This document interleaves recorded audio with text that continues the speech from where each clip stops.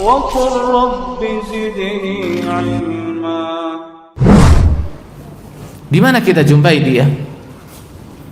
Kita jumpai dia di masjid, kita jumpai dia di halaqah ilmu. Nah, kita nggak akan menjumpai dia di tempat-tempat yang jelek. Kenapa itu? Karena himmahnya yang tinggi. Nah, maka penuntut ilmu, orang yang mencari ilmu harus memiliki himmah yang aliyah, tujuan yang tinggi. Tujuan utama dia dalam mencari ilmu adalah akhirat, ridha Allah. Nah, kemudian target dia dalam mencari ilmu juga harus yang tinggi, karena ini nanti yang akan mempengaruhi bagaimana dia akan berjalan mencari ilmu. Dia akan terus berjalan di belakang himmahnya. Nah, orang yang target dalam dia mencari ilmu itu, targetnya adalah target yang tinggi, tujuan dia adalah tujuan yang tinggi. Nah, maka dia akan mengerahkan apa yang dia miliki untuk ilmu. Dia akan mengorbankan waktunya, dia akan mengerahkan tenaganya, dia akan mengerahkan pikirannya. Apa yang dia bisa korbankan untuk ilmu, apa yang dituntut oleh ilmu dari dia akan dia berikan. Karena apa? Karena himmahnya dia. Nah, dia tidak akan merasa berat seandainya dia harus menempuh perjalanan jauh untuk cari ilmu, untuk datang kajian. Dia nggak akan merasa berat. Kenapa? Tujuan dia. Nah, dia tidak akan merasa berat kalau dia harus merantau jauh untuk mencari ilmu. Dia nggak akan merasa berat. Kenapa? Himmahnya. Dia tidak akan merasa berat untuk membaca kitab. Nah, orang yang mencari ilmu, selain dia datang di majelis-majelis ilmu, dia harus menyibukkan dirinya dengan membaca. Nah, orang-orang yang memiliki himmah aliyah, kita akan jumpai dalam cerita-ceritanya bagaimana dia membaca ilmu. Ada yang membaca Sahih Al-Bukhari dalam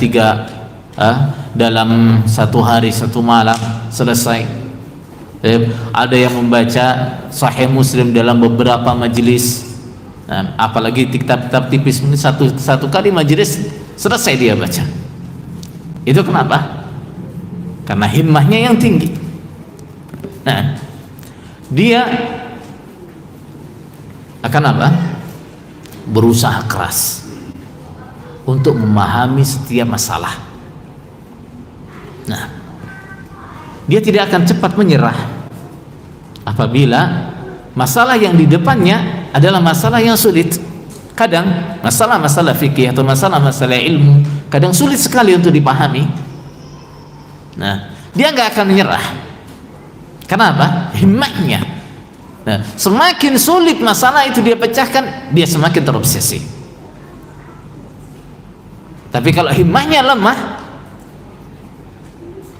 belajar, kalau ketemu masalah yang sulit dia tinggal.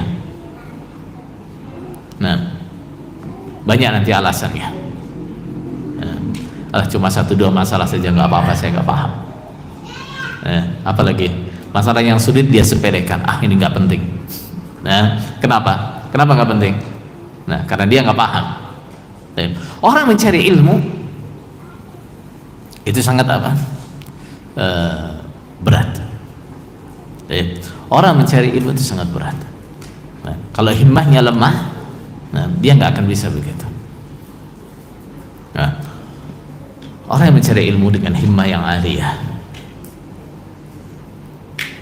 dia tidak akan cepat putus asa, dia tidak akan cepat mengeluh.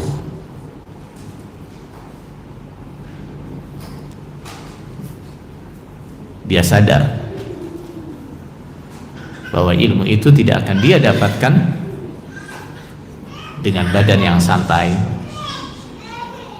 Nah, dengan santai-santai, nggak bisa dia dapatkan dengan cara seperti itu. La yustata'al ilmu birahatil jism. Ilmu tidak akan dia dapat dengan rahatil jism, badan yang santai, badan yang nyaman, nggak bisa. Nah, ilmu baru dia dapatkan dengan dia mengorbankan apa yang bisa dia korbankan untuk ilmu. Maka ada yang mengatakan, berikan segala yang kamu miliki untuk ilmu, maka engkau akan mendapatkan sebagiannya ilmu. Kita itu mengorbankan apa saja, semua dari kita untuk ilmu, kita hanya dapat sebagiannya. Tapi kalau kita nggak mau berkorban untuk ilmu, kita nggak akan dapat ilmu sama sekali.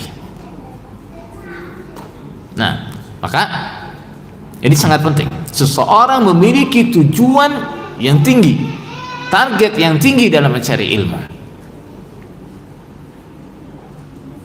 Talib ilmu misalnya, kenapa dia banyak santai-santai? Kenapa dia banyak dijumpai di mana? Talib ilmu tiap hari dijumpai di mana? Di kafe. Nah, talib ilmu tiap hari dijumpai di mana? Nah, di warung kopi, di apa? Nah, banyak sekali waktunya kelihatan nganggur. Kenapa itu? Nah, himmahnya yang kurang.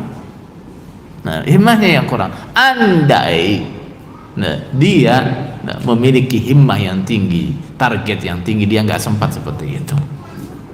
Nah, jangan sampai tujuan orang mencari ilmu hanya tujuan-tujuan yang rendah, target-target yang rendah. Nah, aku mau belajar sampai bisa bahasa Arab saja. Aku mau belajar sampai ngerti fikih ibadah saja dan seterusnya. Jangan. Nah, orang mencari ilmu karena tujuan dia adalah akhirat, tujuan dia adalah menghilangkan kebodohan. Dia tahu, nah, tidak akan pernah dia betul-betul lepas dari kebodohan. Dia tahu, dia sadar, seberapapun dia belajar masih lebih banyak yang dia tidak tahu daripada yang dia tahu. Makanya seandainya dia ditanya sampai kapan kamu akan belajar, jawaban dia seperti jawaban Imam Ahmad ketika dia ditanya, nah, sampai kapan kamu akan menulis? Sampai kapan kamu akan belajar? Apa jawaban dia? Ma'al mahbarah ilal maqbarah. Saya akan terus bersama dengan tinta saya sampai kapan? Ilal maqbarah. Sampai saya sampai di kuburan, sampai mati. Nah, sampai mati itulah akhir saya belajar. Nah, untuk menumbuhkan himmah yang aliyah seperti ini, bagaimana caranya? Supaya orang memiliki himmah yang tinggi, terutama dalam masalah ilmu, apa yang harus dia lakukan? Nah, membaca kitab-kitab yang berisi motivasi untuk mencari ilmu. Baca kitab-kitab motivasi untuk cari ilmu. Nah, kalau kitab-kitab ulama, nah, dulu misalnya kitab-kitab seperti kitabnya Al-Khatib Al-Baghdadi yang judulnya Al-Hatsu ala Hifdzil Hadis. Ada juga kitabnya Al-Askari, judulnya sama Al-Hatsu ala Talabil Ilmi. Ada juga Ibnul Jauzi menulis kitab Al-Hatsu ala Hifdzil Ilmi. Nah, ini kitab-kitab seperti ini akan memotivasi kita untuk memiliki himmah yang tinggi dalam mencari ilmu. Nah, baca kitab-kitab yang menjelaskan keutamanya ilmu, bercerita tentang ucapan-ucapan ulama yang memotivasi orang mencari ilmu. Baca kitab-kitab seperti itu. Kalau kita nggak bisa dengan cari yang berbahasa Arab, kita nggak bisa bacanya, cari yang sudah diterjemahkan. Tidak ketemu kitab dengan judul-judul yang saya sebutkan tadi, cari kitab dengan judul-judul yang lain. Nah, yang intinya isinya adalah motivasi. Nah, intinya adalah motivasi untuk mencari ilmu. Nah, Kemudian selain itu kita juga butuh teman. Butuh teman. Teman yang seperti apa? Teman yang menyemangati kita untuk cari ilmu. Nah, orang yang punya target tinggi dalam cari ilmu harus dekat juga dengan orang-orang yang semangat cari ilmu. Kenapa? As-sahib sahib.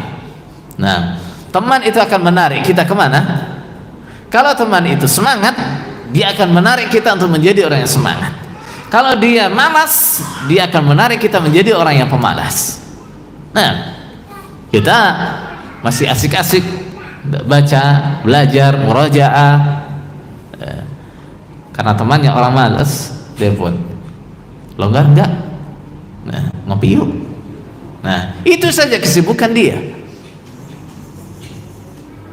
Maka kita butuh teman yang juga semangat dalam cari ilmu.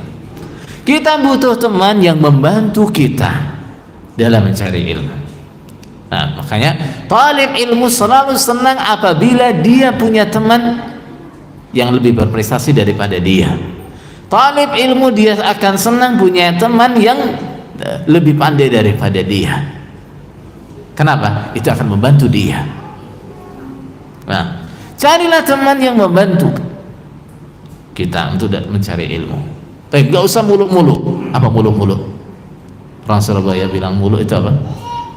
Hah? Gak usah tinggi-tinggi. Gak usah tinggi-tinggi. Kalau bahasa saya gak usah muluk-muluk. Gak usah tinggi-tinggi. Nah, kita yang istilahnya baru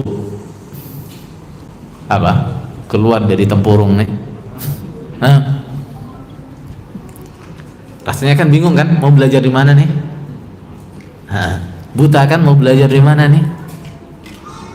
Nah, kita butuh teman yang menunjukkan kita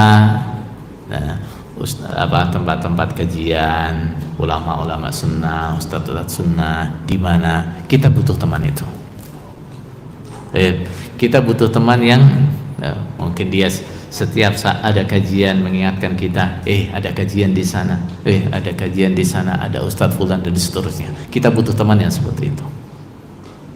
Nah, makanya pertemanannya diperluas, ya, pertemanannya diperluas. Jangan sampai temanannya hanya dengan sesama mantan cukam, toh. Nah, jangan, ya, diperluas pertemanannya. Nah, supaya apa? Nanti informasi-informasi kajian, informasi-informasi ustadz, kita dengar semua, kita tahu. Nah, kita butuh teman itu. Nah, kemudian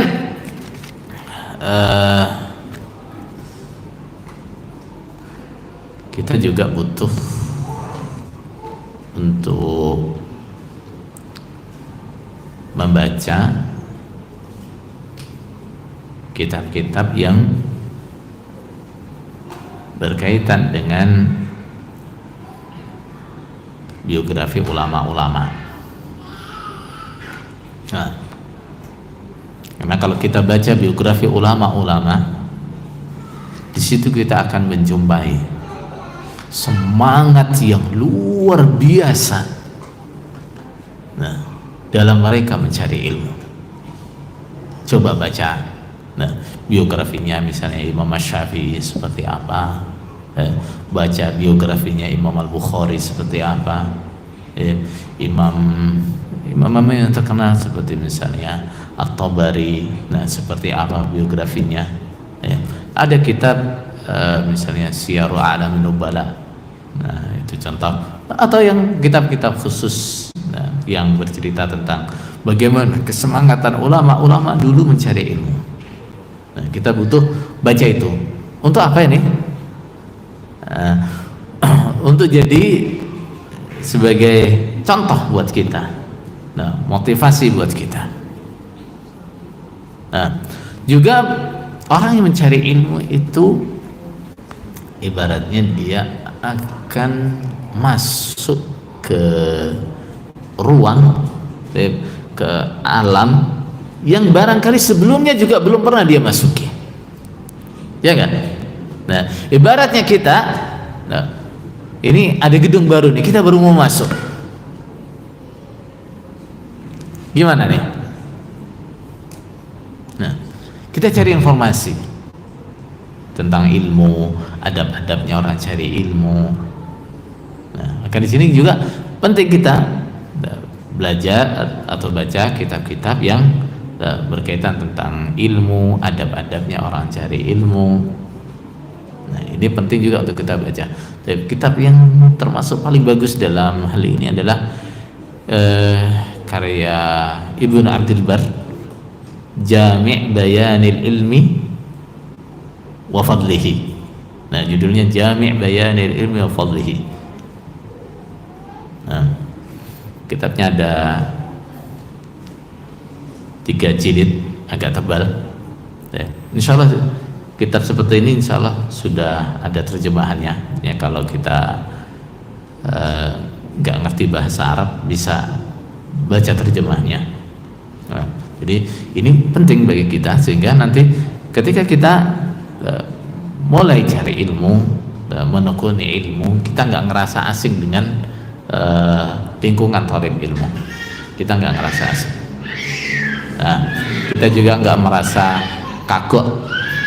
Nah, karena apa? Kita sudah tahu kok adabnya orang cari ilmu seperti apa. Nah, kemudian yang berikutnya dalam mencari ilmu yang harus kita perhatikan adalah belajar ilmu dari ahlinya. Belajar ilmu dari ahlinya. Nah, tadi sudah kita katakan dalam mukaddimah bahwa ilmu itu adalah obat, ya enggak? Nah, ilmu itu adalah obat. Nah, obat dari penyakit syubhat, obat dari kebodohan, bahkan obat dari penyakit syahwat itu adalah ilmu. Nah, ibarat orang yang mau berobat,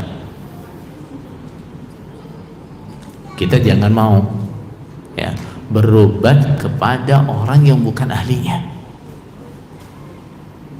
Nah, bapak-bapak misalnya ada yang sakit gigi, nah, kemudian ada dokter hewan datang menawarkan pengobatan gigi, percaya enggak? Ya percaya. Nah, ada perlu operasi bedah misalnya, ada perawat baru sekolah, 1-2 tahun menawarkan, berani nggak? Nggak berani.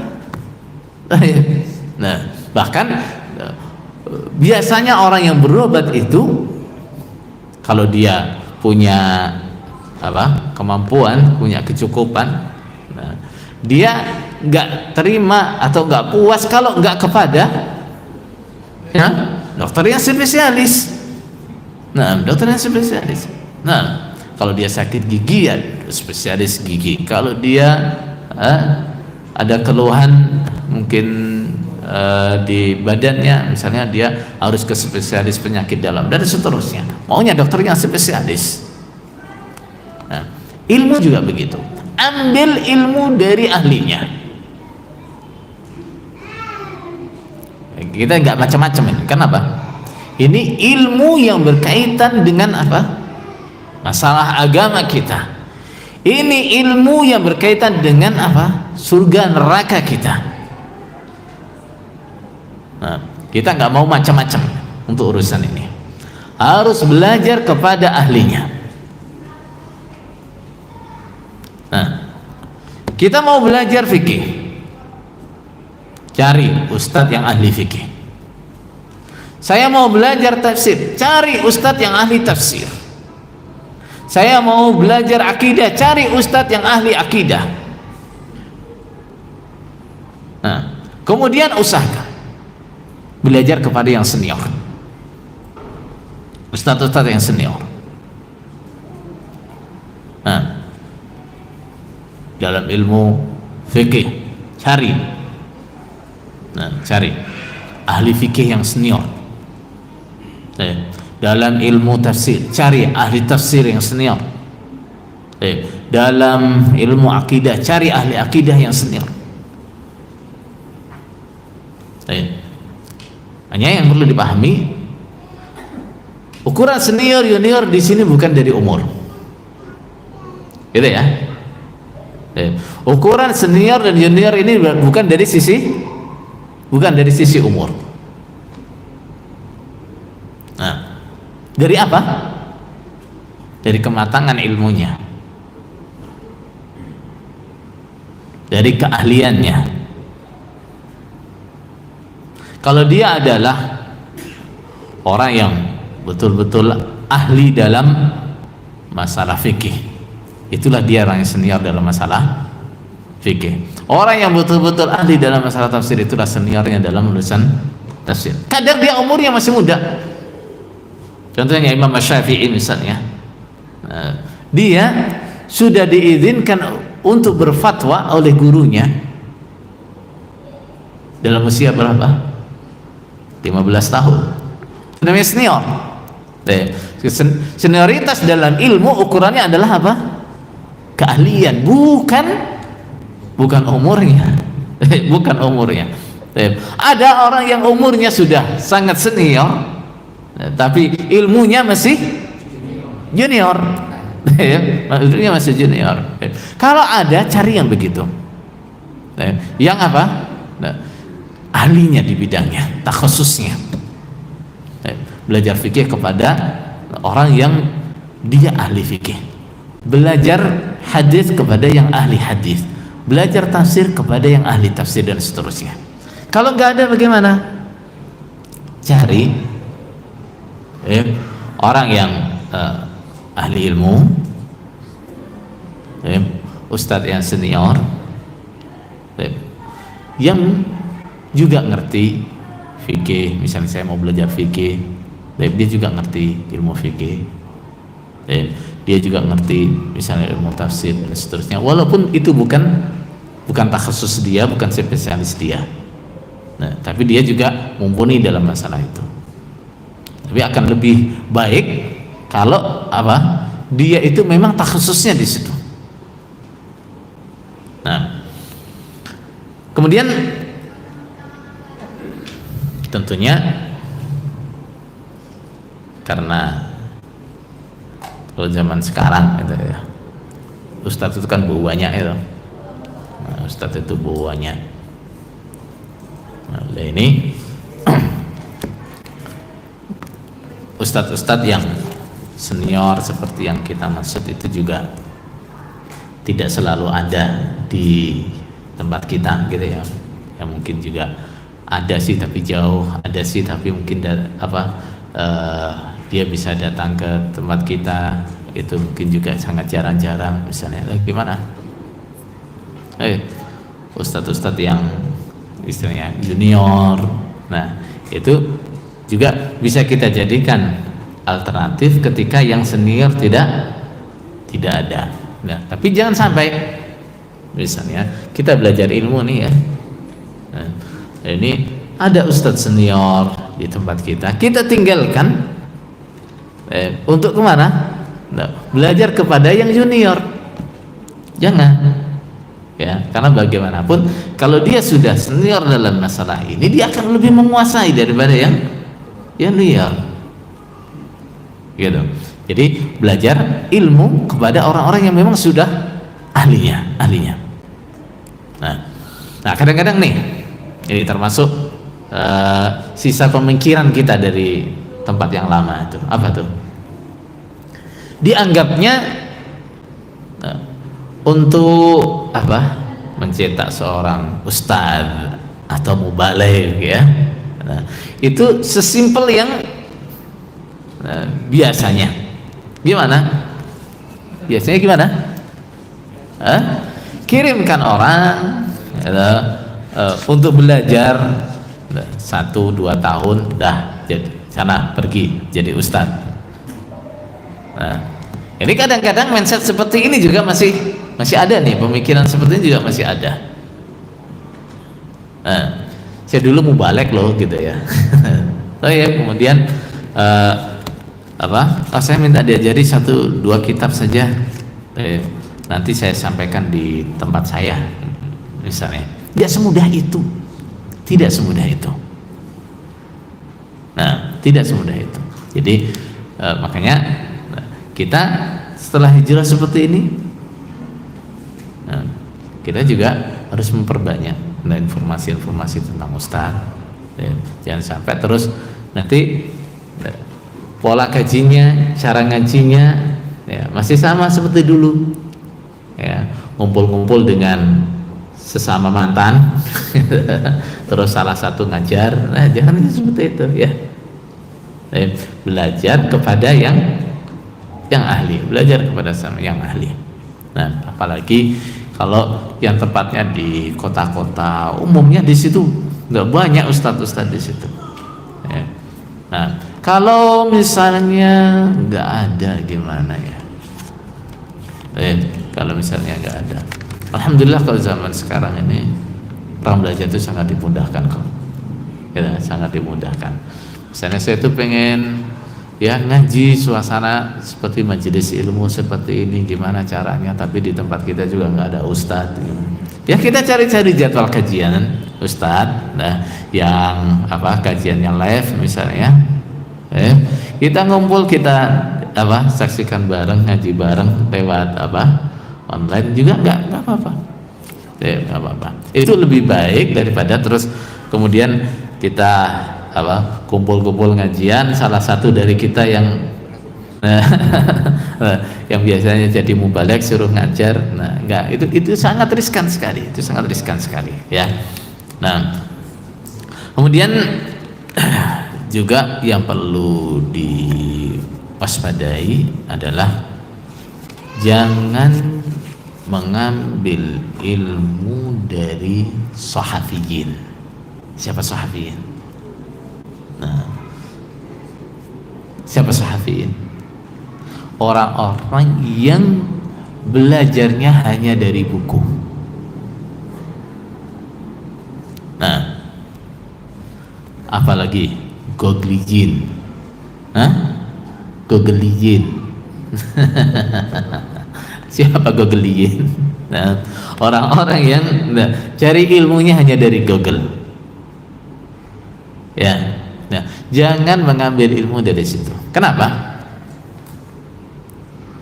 Karena orang yang belajar hanya dengan membaca sendiri, ini akan sangat rawan dengan kesalahan. Sangat rawan dengan kesalahan.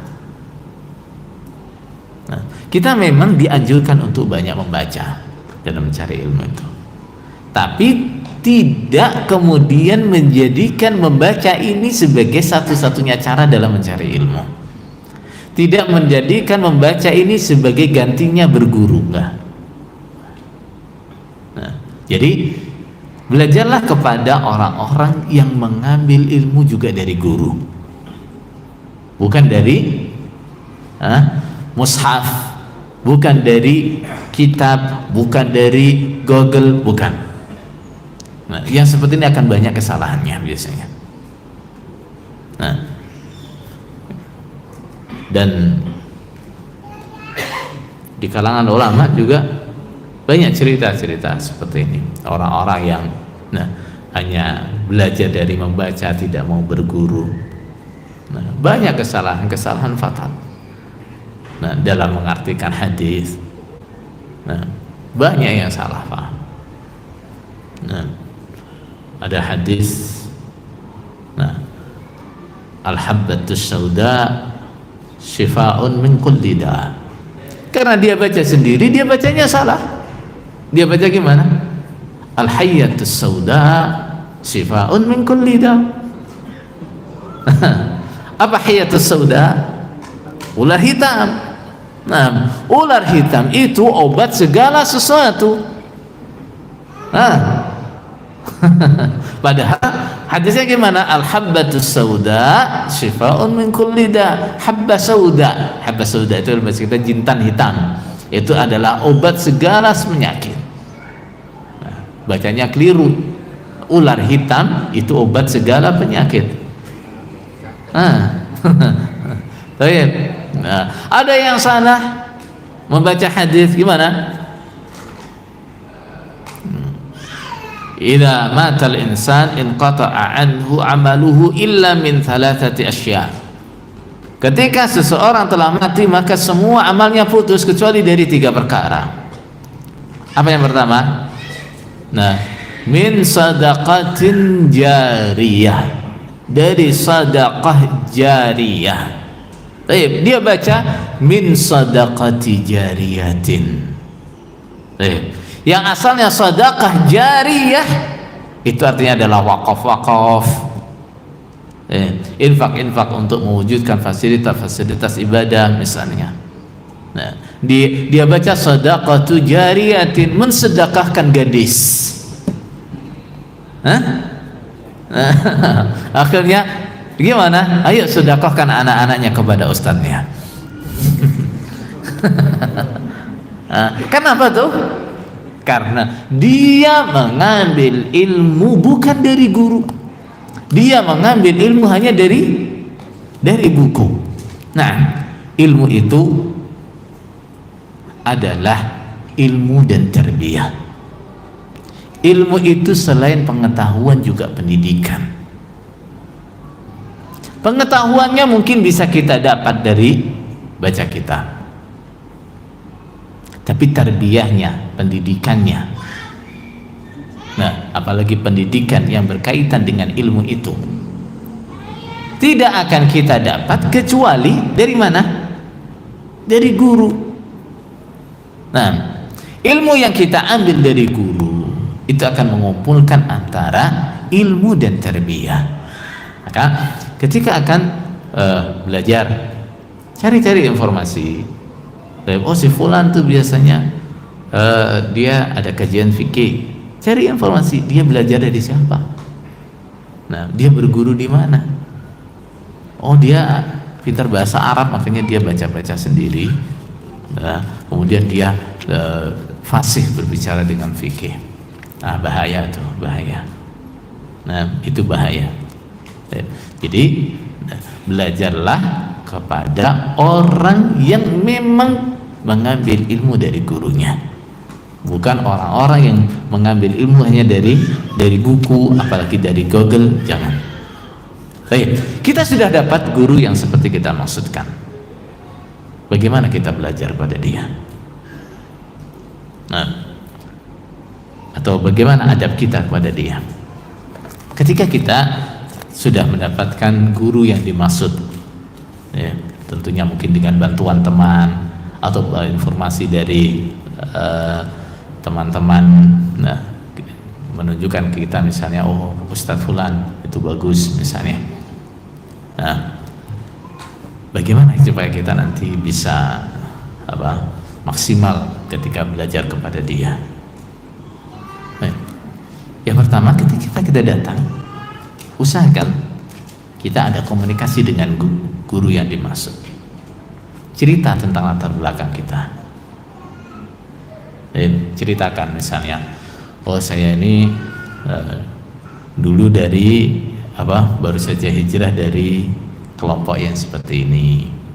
Nah, akidah yang diajarkan kepada saya biasa adalah ini.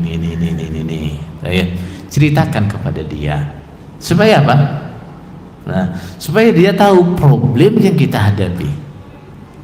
Nah, sehingga nanti dia juga akan membantu kita untuk mengurai kerancuan yang sebelumnya kita pahami. Ceritakan kepada dia. Oh, saya itu dulu mantan jokam misalnya. Ceritakan. Nah, saya mantan jokam. Biasanya pelajarannya apa seperti ini. Ceritakan. Nah, supaya nanti guru ini dia akan misalnya masalah-masalah yang berkaitan dengan sesuatu yang sebelumnya kita rancu, dia jelaskan kepada kita. Nah, karena seperti kita datang kepada dokter misalnya, Kalau saat dokter periksa kita nggak cerita, ya, atau ceritanya nggak benar, nanti dokter gimana diagnosanya? Hah? Gimana? Nah, salah, nanti salah. Nah, kalau dia salah mendiagnosa, ngasih obatnya, salah lagi, bahaya. Makanya cerita yang jujur kepada gurunya, nah, dari mana asal dia, bagaimana latar belakang dia. Tapi masalah-masalah yang pribadi nggak usah diceritakan, ya, nggak usah ceritakan. Termasuk apabila misalnya dia datang dari tempat yang jauh, nah, cerita kepada gurunya, oh saya datang dari tempat yang jauh, perjalanan saya dari sini ke sana sekian jauh. Nah, supaya apa? Nah, guru nanti memperhatikan. Nah, guru kalau ada orang datang dari jauh, nah, dia akan menghargai. Akan lebih menghargai, dia ini datang dari jauh, dia butuh ilmu dan seterusnya. Nah, jadi usahakan ketika kita datang kepada guru yang baru, jelaskan bagaimana keadaan kita. Nah, kemudian belajarlah dengan tawadhu. Dengan apa? Dengan sikap yang tawadhu. Nah, jangan belajar sebagai seorang ahli ilmu, sebagai seorang yang pintar, jangan. Datanglah kepada guru, duduklah di majelis ilmu dengan apa? Sikap sebagai orang yang bodoh yang ingin tahu. Nah, itu sikap yang kita bawa ketika kita datang ke majelis ilmu. Walaupun mungkin materi yang disampaikan dalam kajian ini sudah biasa saya dengar ini, tetap datanglah dengan sikap yang seperti itu. Saya ini orang bodoh yang ingin belajar. Nah, walaupun materi ini sudah berkali-kali saya dengarkan. Nah, karena apa?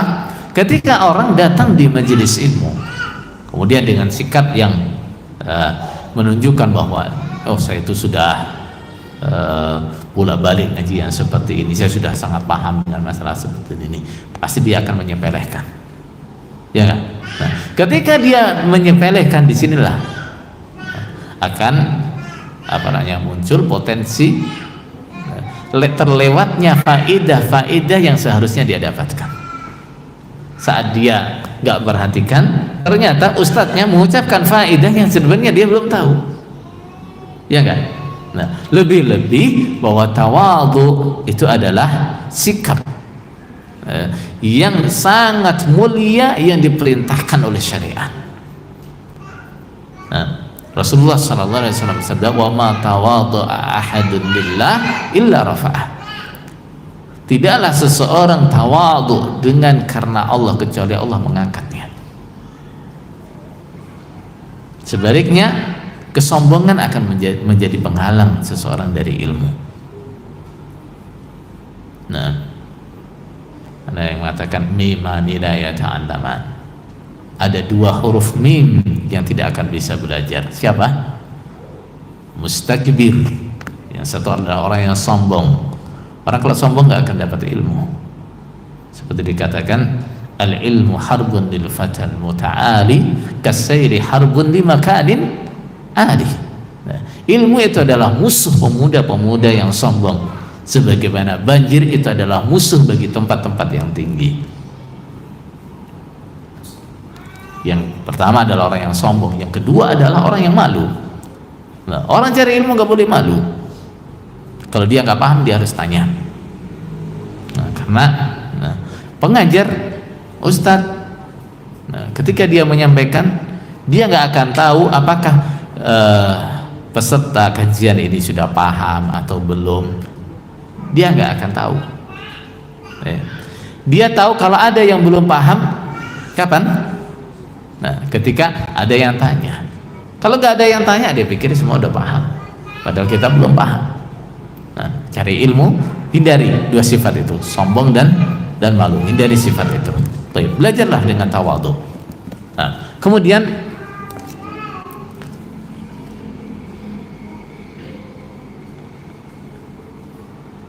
harus sabar dengan kekurangan gurunya. Nah, kadang-kadang guru itu ada yang modelnya itu nggak menyenangkan misalnya.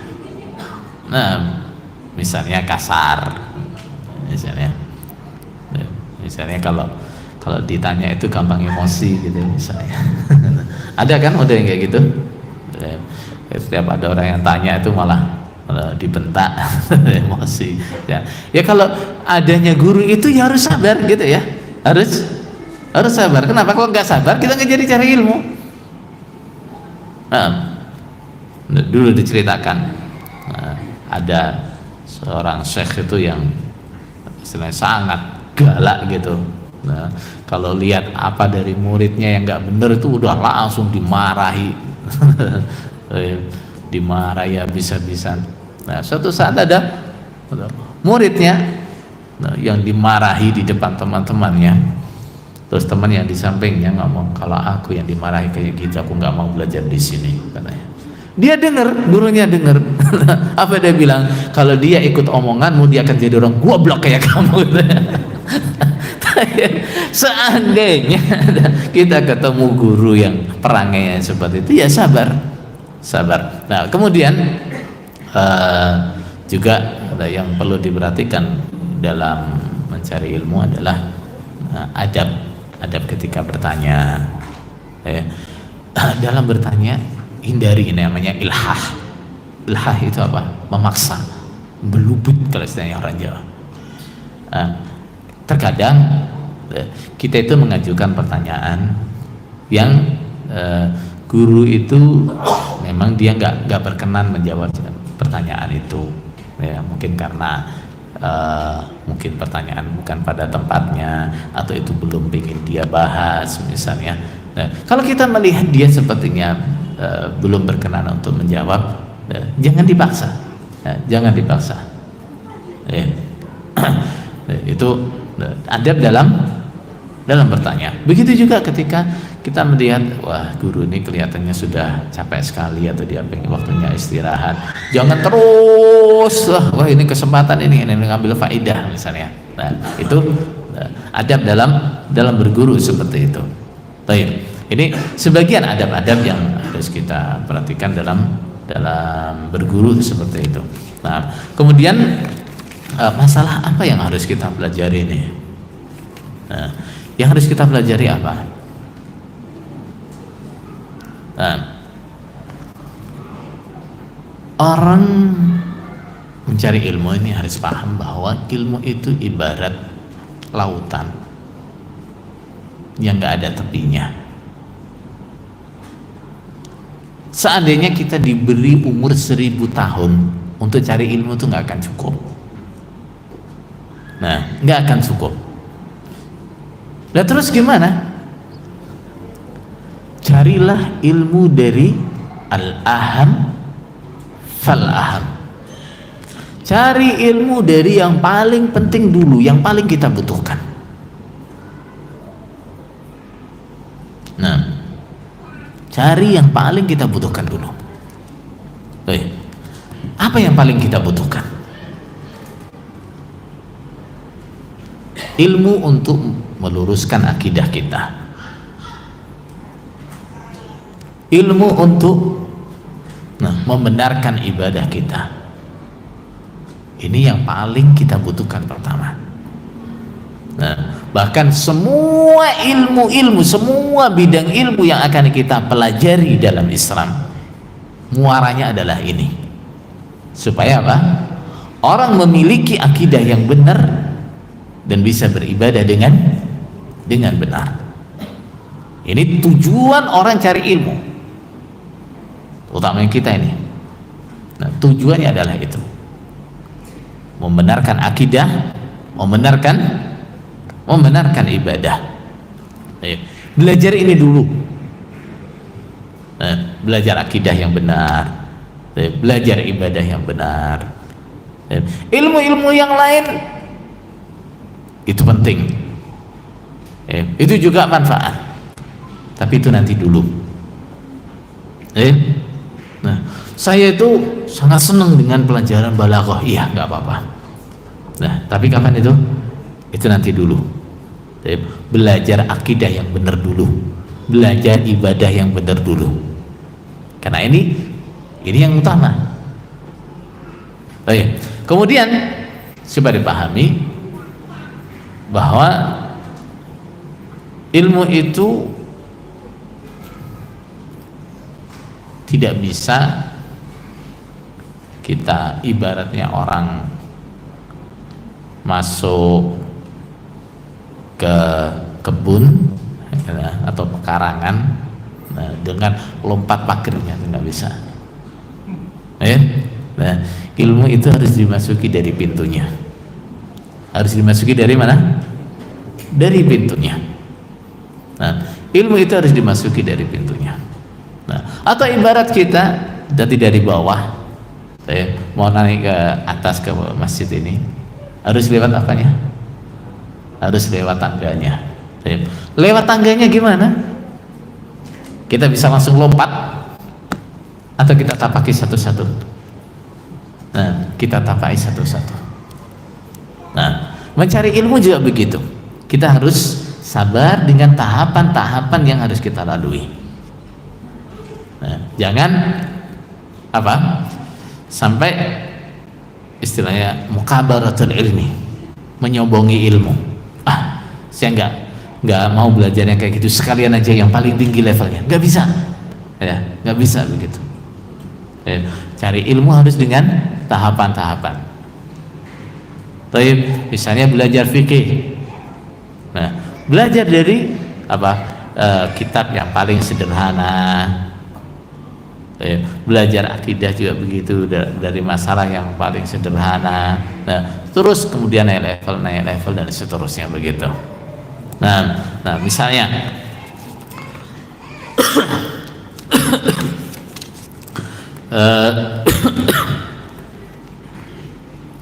dalam masalah fikih misalnya, atau yang pertama tadi masalah akidah, masalah tauhid misalnya, pelajari kitab-kitab yang sederhana, kitab yang tipis. Nah, biasanya kitab itu yang tipis-tipis itu yang dia cantumkan adalah masalah yang paling pokok, yang paling penting. Misalnya dalam masalah tauhid kita kaji dulu kitab Al-Ushul Tsalatsa. Setelah ini sudah betul-betul paham, belajar sampai paham betul. Nah, kita ini kadang-kadang ini juga masih mindsetnya nih. Nah, pokok khatam nanti khatam terus beralih ke kitab berikutnya, khatam beralih ke kitab berikutnya. Nah, pokoknya ngaji ini model khataman. Nah, jangan begitu. Satu kitab, pelajari ini sampai selesai, sampai paham. Nah, begitu paham betul, kuasai betul, beralih ke kitab berikutnya.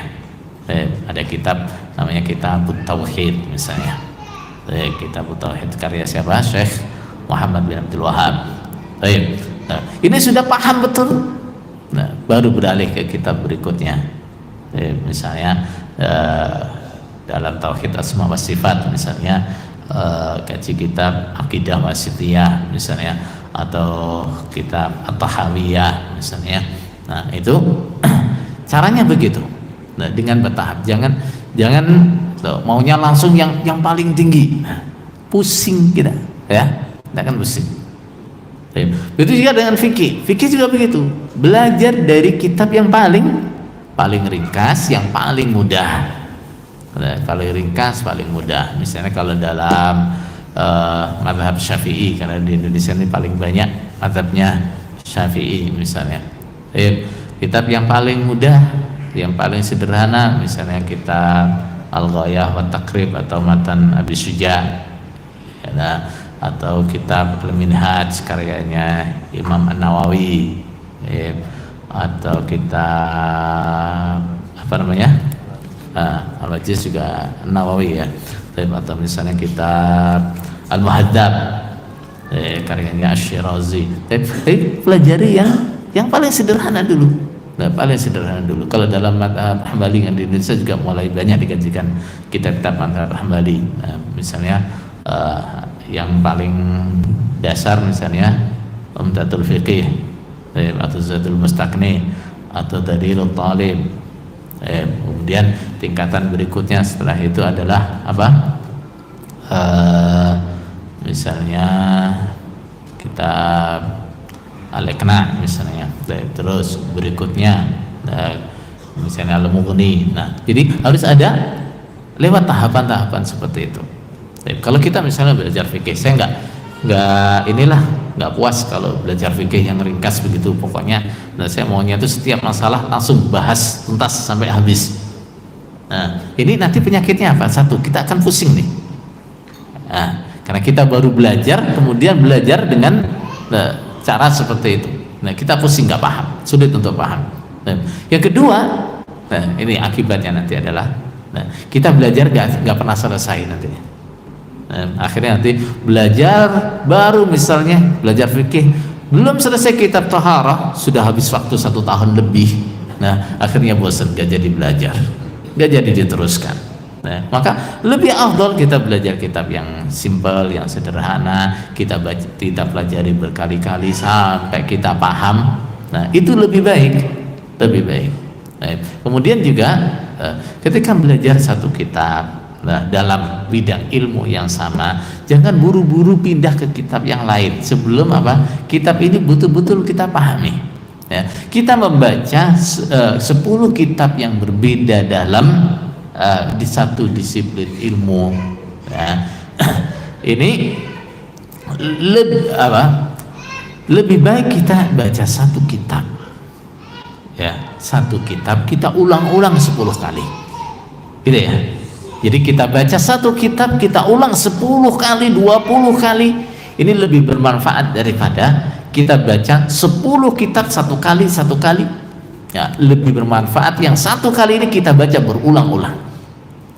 Misalnya orang belajar fikih dalam mazhab Hambali misalnya, dia baca Zadul Mustaqni atau Raudhul Murbi, dia baca 20 kali, 50 kali akan lebih baik daripada nanti sekarang dia baca Zadul Mustaqni selesai, dia baca Umdatul Fiqih selesai, dia baca Dalilul Talib selesai, dan seperti itu.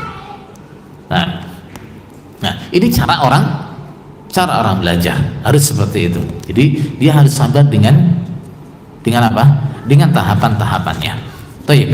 Kemudian terkhusus dalam masalah fikih, cara yang paling mudah, cara yang paling bermanfaat dalam belajar fikih, nah, adalah dengan cara at-tamadhub. Apa? Tamadhub. Apa tamadhub? Nah, belajar satu madhab, belajar salah satu madhab. Artinya kita belajar fikih dengan metode salah satu madhab yang terkenal. Karena sekarang kan yang ada adalah 4 madhab itu. Kita belajar dengan metode salah satu 4 madhab ini. Nah, ini cara yang paling mudah untuk belajar fikih. Misalnya kita di Indonesia misalnya, yang paling banyak kita fikih diajarkan di Indonesia, kita fikih apa? Asy-Syafi'i. Kita fikih Syafi'i. Juga kalau sekarang mulai banyak juga diajarkan kitab-kitab fikih Hambali. Baik, ambil salah satu. Seperti apa? Terus nanti dalilnya masing-masing mazhab seperti apa, yang paling kuat dari mazhab ini apa? Puyeng apa enggak? Puyeng. Baik. Jadi yang paling mudah pilih satu mazhab dulu. Untuk apa? Kurikulum belajar. Nanti biasanya guru yang insaf, guru yang tidak ta'assub kepada mazhab, dia akan menuntut kita, maka cari guru juga yang seperti itu. Walaupun kita belajar dengan kurikulum misalnya mazhab Hambali misalnya, gurunya akan menuntut kita dalam masalah ini, yang lebih sahih adalah mazhabnya siapa? Syafi'i misalnya. Nah, dalam masalah ini yang lebih sahih adalah mazhabnya Maliki. Nah, begitu. Jadi kita belajar satu mazhab seperti itu. Nah, kemudian manfaatnya, kenapa tadi kita katakan lebih bermanfaat? Nah, ada manfaat-manfaat yang bagus ketika kita belajar dengan kitab-kitab fikih mazhab. Nah, apa itu? Yang pertama adalah kita familiar dengan bahasa-bahasa fikih. Kita akan sangat familiar dengan bahasa-bahasa fikih. Nah, berbeda kalau kita belajar fikih dengan kitab-kitab fikih yang sudah muyassar, ya, kitab-kitab fikih praktis, yang misalnya metode-metode kontemporer. Nah, itu memang dia lebih mudah untuk dipahami, tapi kita jadi tidak familiar dengan bahasa-bahasa fikih. Nah, kurang familiar dengan bahasa-bahasa fikih. Itu manfaat yang pertama. Manfaat yang kedua adalah kita akan paham atau banyak paham dengan bagaimana cara-cara beristinbat.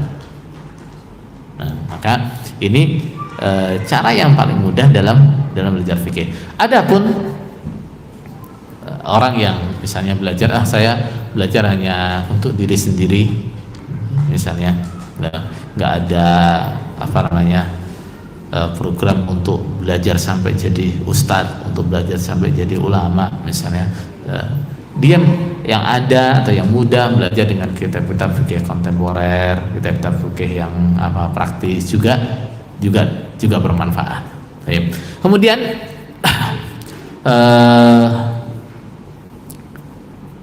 pengalaman belajar fikih melalui kitab-kitab hadis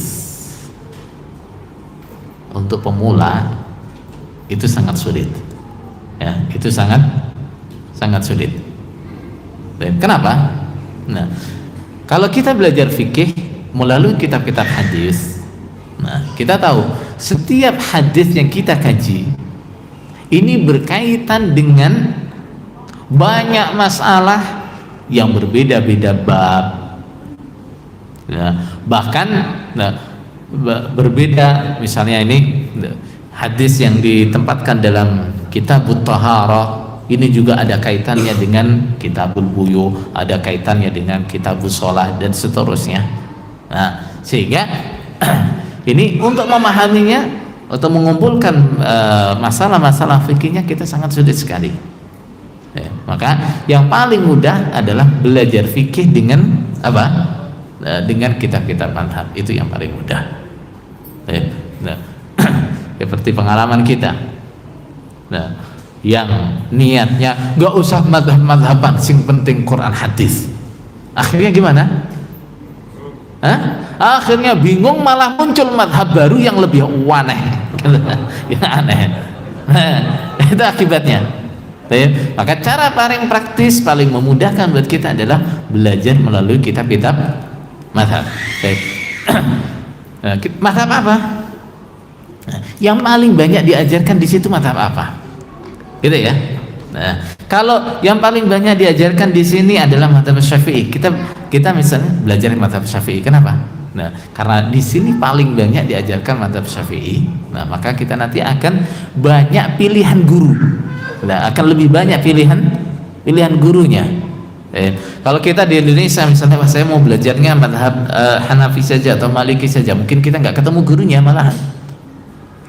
Kalau di Indonesia kita belajarnya mazhab Syafi'i atau mazhab Hambali lah misalnya, kita akan mudah untuk menjumpai gurunya. Kemudian peringatan untuk kita yang mencari ilmu. Yang pertama, pemula seperti kita ini, orang yang baru belajar. Nah, ini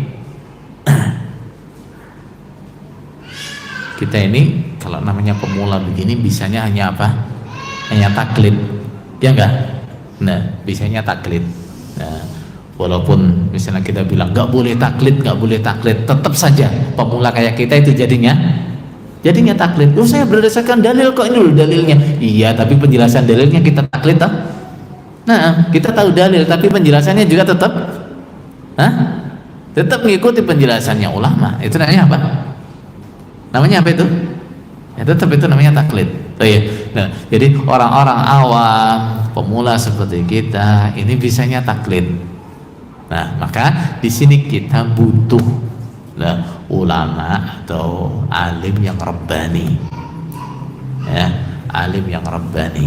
Maka ketika memilih guru, selain kita pilih yang paling ahli, juga kita pilih guru yang di situ paling mutawarrih, paling baik akhlaknya dan seterusnya. Nah, guru yang peduli dengan kemaslahatan muridnya. Ini yang kita pilih, karena kita butuh mentor. Selain pembimbing, kita juga butuh mentor. Maka pilih ulama yang memang tidak terlalu ta'assub pada satu madhab. Karena apa? Kita taunya nanti hanya dari penjelasan guru kita ini. Ya, kalau guru kita ini muta'assib dengan satu madhab misalnya, begitu kita belajar madhab Hambali kepada dia misalnya, ini setiap masalah yang dia kuatkan hanya madhab Hambali itu.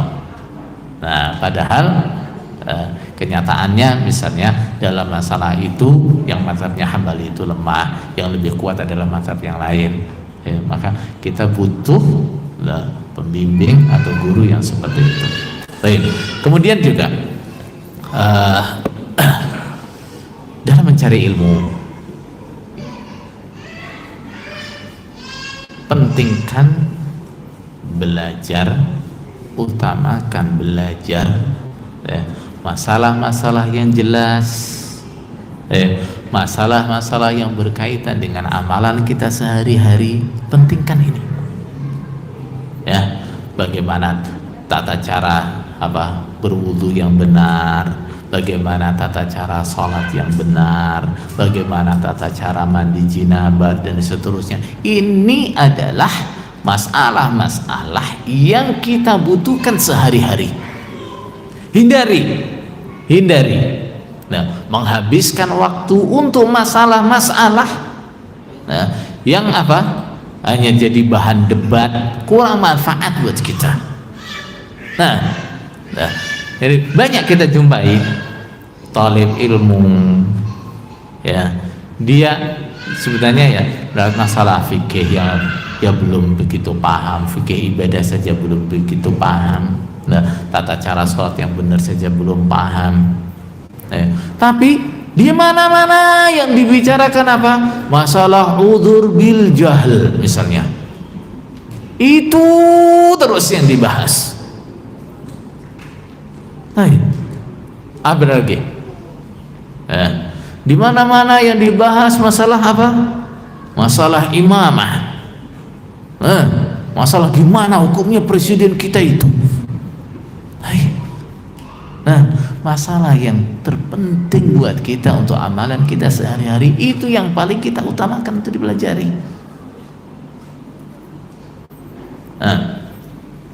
Kemudian juga dalam mencari ilmu, hindari namanya tanamur. Tanamur itu apa? Tanamur itu adalah cara belajar sebagai orang seperti ini. Dia belajar 1-2 masalah, dia pelajari sampai detail, sampai paham betul dengan masalah ini. Kemudian di mana ada majelis, dia akan ngajak debat masalah ini. Di mana ketemu syekh, dia ngajak debat masalah ini dan seterusnya. Ini namanya tanamur. Kenapa? Ini satu. Ini adalah salah satu bentuk kesombongan. Kesombongan. Dia ingin dinilai baik, dia ingin dinilai pintar dan seterusnya. Ketika dia tanya suatu masalah yang dia bahas sampai serinci-rincinya, orang kan takjub, luar biasa fulan ini, ilmunya banyak sekali. Fikihnya dalam sekali. Padahal yang dia tahu ya hanya masalah itu toh. Nah, ini juga salah satu penyakit yang biasa menjangkit sebagian talib ilmu. Belajar satu masalah dia bahas sampai detail, dia cari referensinya yang banyak, pokoknya hari-hari ya itu yang dia pelajari. Nanti setiap majelis itu yang dia bicarakan, itu yang dia tanyakan. Ini namanya tanamur. Nah, hindari yang seperti itu. Kemudian juga yang perlu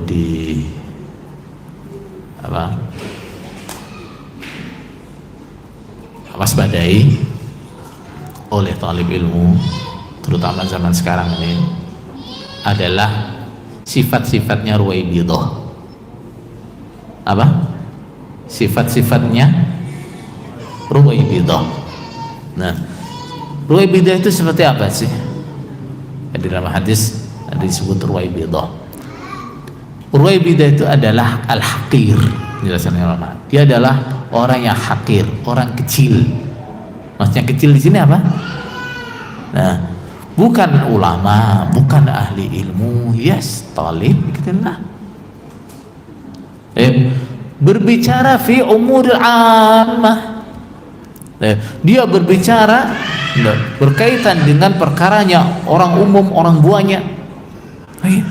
Talib ilmu. Terus hari-hari yang dibahas masalah politik, masalah pemerintah, dan sebagainya. Apalagi yang dibahas gimana nih, presiden ini masih layak diakui sebagai waliul amr apa enggak nih? Kamu tuh siapa? Gitu ya? Nah, lebih manfaat belajar bagaimana bersuci yang benar, bagaimana wudu yang benar, bagaimana sholat yang benar. Itu lebih manfaat. Lebih manfaat. Nah, pegang arit, ngarit, cari makan untuk kambing, lebih manfaat, ya kan? Lebih manfaat. Apa lagi? Jualan apa gitu, itu lebih manfaat. Nah, jangan jadi ruwaibidah. Jangan jadi ruwaibidah. Sok-sokan bicara masalah pemerintahan, sok-sokan bicara masalah isu-isu yang besar. Nah, padahal siapa? Gitu ya. Kamu tuh siapa? Gitu ya. Nah, jadi ini hal yang harus diperhatikan, harus diwaspadai oleh orang-orang yang cari ilmu. Kemudian juga yang terakhir adalah seperti dipesankan oleh ulama bahwa ilmu itu ada 3 tahapan. Ilmu itu ada 3 tahapan. Nah, ketika orang sampai pada tahapan pertama nih, orang-orang yang baru belajar kayak kita nih, yang biasanya nggak ngerti apa-apa, terus mulai ngerti sedikit-sedikit. Nah, ini biasanya orang ketika sampai pada tahapan ini, dia rawan sekali terkena penyakit sombong. Nah, rawan sekali terkena penyakit sombong. Orang kalau sudah biasa awalnya dia nggak pernah ngerti, terus mulai ngerti, bawaannya gimana? Wah, di mana-mana pengen bicara, di mana-mana pengen bicara. Setiap ada majelis dia pengen ikut bicara. Nah, setiap ada masalah dia ikut komen. Kayak ulama besar jadinya. Nah, ini biasa yang menjangkit orang-orang yang baru cari ilmu seperti ini. Dulu waktu saya belajar di Haram, guru saya sering kali mengingatkan ini, hati-hati loh ya. Nah, orang-orang yang baru belajar seperti kalian ini, nah biasanya nanti penyakitnya apa? Nah, kalau orang Jawa bilang kelatuk wani kurang tugo, itu penyakit, ya. Nah, itu akan menjadi penyakit. Nah, orangnya biasanya semangat idealis, nah tapi ya begitu, semangatnya ini tidak sesuai dengan ilmunya. Nah, kadang-kadang dalam dakwah itu Loh, semangatnya setiap apa yang nggak cocok diingkari, diingkari, diingkari. Nah, padahal apa itu? Misalnya itu masalah khilafiyah biasa, nah, atau bahkan itu bukan kemungkaran dia ingkari. Ya. Nah, jadi ilmu itu begitu. Orang yang sampai pada tahapan ini, nah, dia akan apa? Dia biasanya akan banyak terkena penyakit itu, sombong. Kemudian kalau orang itu sudah mulai banyak belajar, lah ini dia akan mulai tawadhu. Ternyata kalau itu semakin banyak belajar, seperti orang yang apa, asalnya dia duduk di bawah, kemudian dia duduk di tempat yang agak tinggi, dia naik ke atas lagi, naik ke atas lagi, pandangannya semakin luas, maka dia semakin menyadari banyaknya yang belum dia ketahui. Kalau dulu orang tuh belum pernah apa, belum terbuka dengan apa wawasan ilmu, misalnya perasaannya kalau sudah apa, bisa menerjemahkan Quran 30 juz, 13 himpunan, kutub pusitah, wis ilmunya sementak sampai di sini nih. Nah, tapi ternyata setelah belajar banyak, loh, fikih saya belum bisa.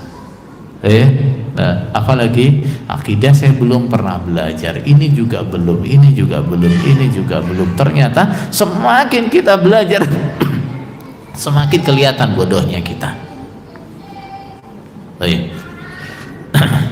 Jadi harus waspada, ya.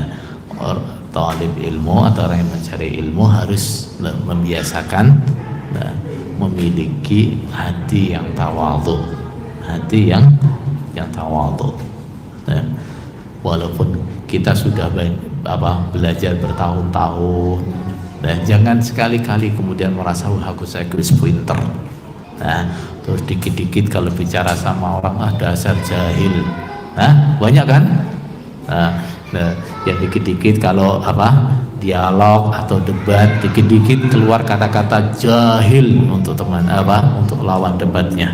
Nah, begitu mentak hujannya, dasar jahil dan seterusnya. Nah, ini penyakit yang seperti itu, ya.